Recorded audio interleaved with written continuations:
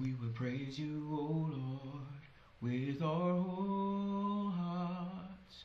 We will show forth all your marvelous works, and we'll be glad and rejoice in you. We'll sing praise to your name, O Most High. Bless the Lord. We're going to talk about undisputed boxing champions and the significance of it. First of all, to be an undisputed champion in boxing, whatever division you're in, says that you're the man of the division, and that's official. And back in the day, that happened when you won the world championship or the world title in your respective division. But today, you need actually 4 belts to be able to become undisputed boxing champion. And that would be the WBA, WBC, IBF, and WBO belts. And there are only a handful of people in boxing history who have done that, the present day definition of undisputed. And those 4 people are, in the cruiserweight division, Alexander Usyk, who won all 4 belts back in July 21st, 2018, defended it once. Bernard Hopkins and Jermaine Taylor. Bernard Hopkins defending the title 6 times, and Jermaine Taylor no times. And finally, Terence Bud Crawford in the light welterweight division, who did not defend the title at all. He had it August 19, 2017. Now, having said all of that, it's very important to understand that you don't have to be officially an undisputed boxing champion to be the man of a division. Take, for instance, Floyd Mayweather and Andre Ward were just considered as the man of the division by default. And I'm talking about Andre Ward was the man of the division from super middleweight to light heavyweight. He was considered that. And Floyd Mayweather, multiple divisions, basically 4 divisions, he was like that. That would be super featherweight, he was the man. Lightweight, he was the man. Welterweight, he was the man. And super welterweight. Okay? And I don't think he defended any of his super welterweight titles. It's very interesting. Now, here's the thing. When we talk about undisputed boxing champion, you have to understand that that title is great. It's a great accomplishment, and it's very hard to do, especially in this present political environment in boxing with all these different sanctioning bodies. But more importantly, it is a title that really carries weight behind it based on who you fought and who you beat. Let me give you an example of what I'm talking about. So Alexander Usyk, for example, he became the WBO cruiserweight champion by beating Krzysztof Glowacki. And you'll ask yourself, well, who the heck is Krzysztof Glowacki? He's the guy that beat Marco Huck. But he's not well known in the world. It wasn't really a great name. I think he defended his title like once or twice, if so much. And Usyk beat him, okay? He then went on to unify with Maris Bredis, who had the WBC title. Alright? Who's Maris Bredis? For those of you who don't follow cruiserweight division, he's a relatively skilled guy. And he was kind of giving Usyk trouble. Okay? And then you had Mariat Gusiev, who had the other 2 titles, which was the IBF and the WBA. And he was able to unify with him to become the undisputed cruiserweight champion of the world, July 21st, 2018. Okay? Now, out of all of these guys that I just talked about, his best fight and his best win was against Tony Bellew. Tony Bellew, who ran out of gas, but Tony Bellew nonetheless, who was also, he was a cruiserweight champion. Okay? He was considered the man of the division. Formerly went up to heavyweight, fought David Hay and made a name for himself. He wasn't really any great boxer or anything like that, but he fought Tony Bellew. That's the best he's faced. So really, his only marquee name in all of these names that I just spoke about was Tony Bellew. So why I say this is because it's great that he's undisputed champion. He was undisputed champion at cruiserweight, but the cruiserweight division was rather shallow. Wasn't very deep. Terence Crawford. Terence Bud Crawford became undisputed super lightweight champion. And he had the WBO title, which he won a vacant title. I do believe it was. Yes. The vacant title against Thomas DeLauren. Good fighter. beat Darius Jean. Hank Lundy was a disappointment many times. Then he fought Victor Pistol, who was the WBC champion. Didn't get to defend his title once. Faced Terrence Crawford, beat him, and he won the WBC title. Now, even though Victor Pistol was an undefeated fighter and a good boxer, he's not really a name in boxing. He faced John Molina, who everybody knows. But again, John Molina's not a great boxer. Felix Diaz, good fighter. But again, not a great fighter. And then he faced Judas Ndongo, who had the other two unified titles. Judas Ndongo beating the Russian, who had beaten the Argentinian guy. And so Judas Ndongo, by beating them, he became undisputed world champion August 19, 2017. Now, here's the thing. The thing about this is, when you look at the greatest name on his resume there that formed that undisputed title, there's not really a great name. There's good names, but not great names. Not all-time greats, or even less than that, not somebody who had built a reputation before he beat them. And this is very important to realize.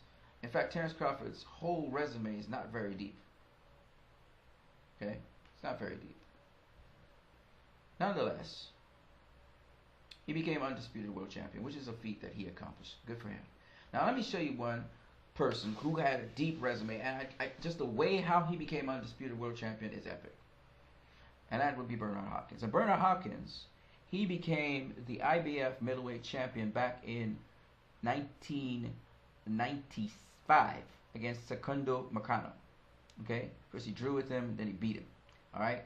Now after that, he had some good fighters he faced along the way. John David Jackson, Glenn Johnson, who was undefeated at the time. Didn't have a whole lot of experience, but nonetheless went on to, in his career, to become somebody really special. Simon Brown, who had done a lot at super welterweight, moved up to middleweight to challenge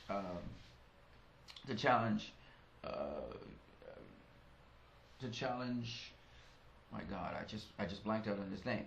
Okay, Bernard Hopkins, to challenge Bernard Hopkins. Okay, he then went on to face again a number of good fighters. Okay, they're not great, but they're good.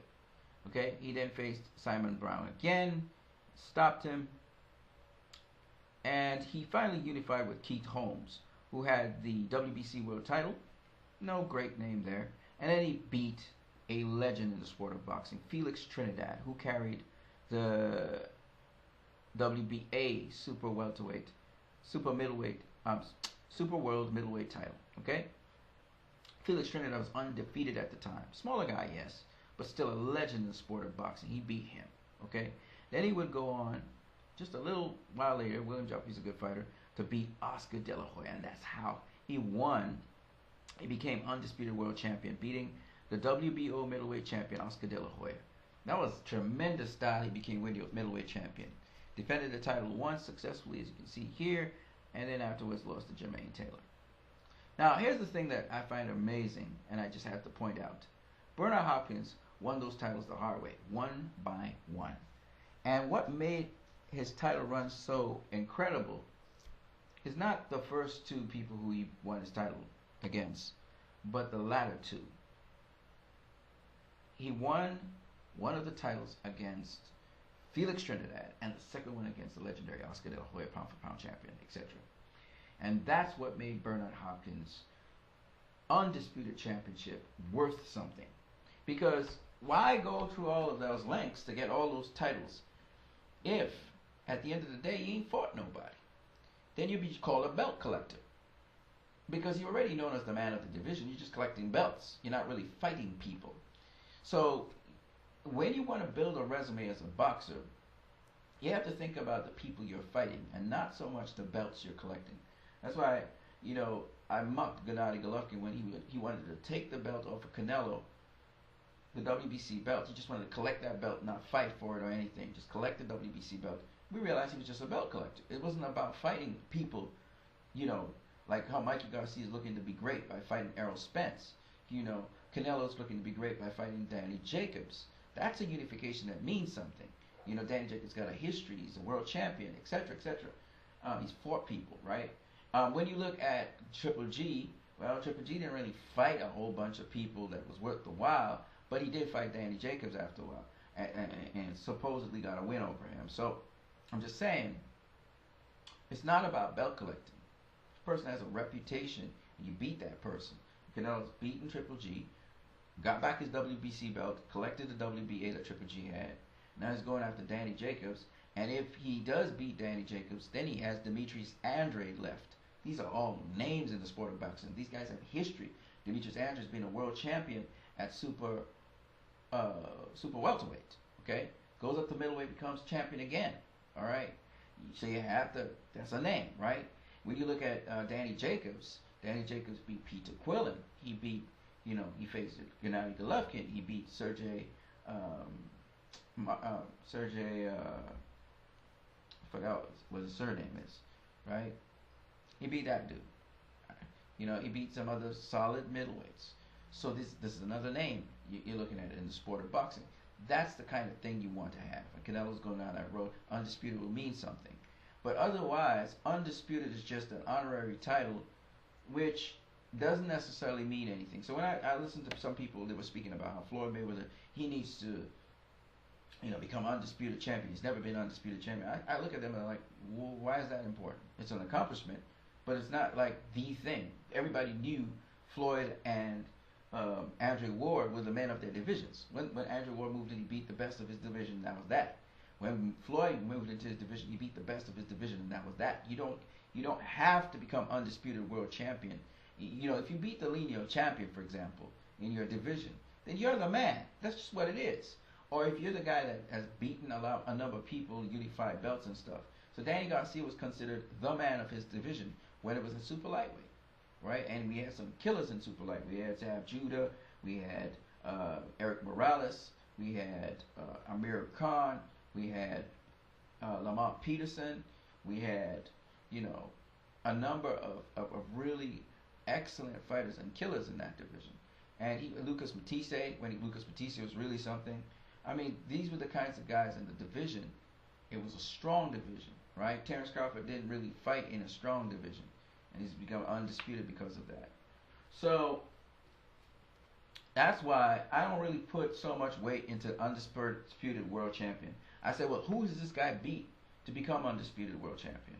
That's the question. So, for instance, this is where undisputed comes in handy. When everybody kind of has an even playing field, like right now at the welterweight division. If you look at the welterweights there, we have Manny Pacquiao who's a world champion. We have Keith Thurman who's a world champion. We have Errol Spence who's a world champion. We have Sean Porter who's a world champion, right? Okay. We have Terrence Crawford who's a world champion. So these guys need to battle it out so we can know who the man of the division is, right? So that's what we're talking about. Lomachenko in lightweight division, he's the man of the division. If Mikey Garcia comes back down, however, they'll have to fight it out to see who the man of the division really is. But at this point, Lomachenko's the man of the division. And so that's how you can tell. When you look at, for instance, heavyweight division, they're still sorting that out. We don't know who the man of the division is, even though it looks like Anthony Joshua is the guy with the most titles. Again, just because you have the most titles doesn't mean you are the man. However, when we were looking at the light heavyweight division, when Sergey Kovalev beat Bernard Hopkins, he became the man of the division.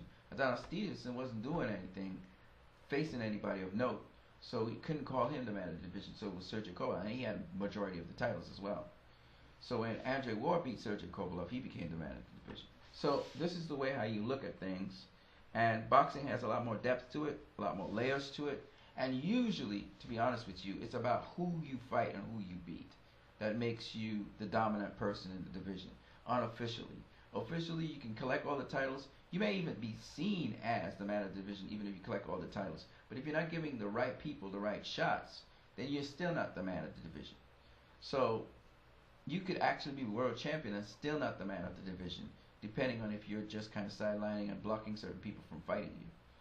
So you gotta put things in perspective and see that these titles, even these official titles, they're well and good, but you really need to have the names to back those titles to give them some sort of merit and worth. On that note, I hope you guys enjoyed this video. You guys have a great one.